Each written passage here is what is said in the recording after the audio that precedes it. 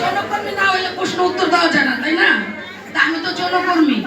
আপনি আমার পূর্ণ ভাষণ দিলেন, কিভাবে দিবেন আপনি বলেন?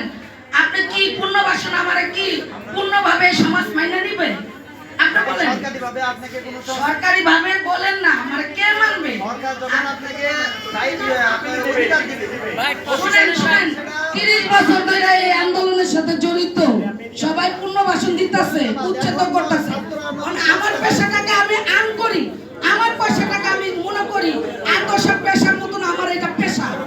নিব কিনা না নিব এটা আমার ব্যক্তিগত। সুযোগ্য থাকার লেগে আমরা নিরাপদে থাকবো, আমরা সুস্থ থাকবো, ভালো থাকবো, এই জন্য আপনারা আমাদের সহযোগিতা করবেন।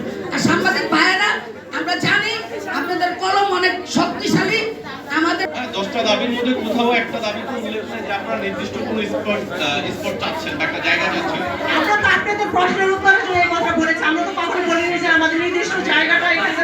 আমার প্রশ্নটা কি শেষ করতে দেন? সেই ইয়ের মধ্যে আমি আপনার রিলেভেন্ট প্রশ্ন করছি, একটু সময় দেন। আপনার যে 10টা দাবি আছে সেখানে নির্দিষ্ট কোনো জায়গা উল্লেখ নেই, কিন্তু সরকারি যে আইন রয়েছে সেখানে 14টা জায়গার কথা উল্লেখ আছে। আপনারা এই দাবিগুলোর মধ্যে নির্দিষ্ট জায়গা চাইলেন না কেন? বাসনের মাধ্যমে জায়গা থাকে, আপনাদের আইন নিয়ম মেনে আপনারা কাজটা করেন, সেটা ভালো হতো কিনা? একটু আস্তে একটু সম্পূর্ণ হতে চাই। আমি যদি আসি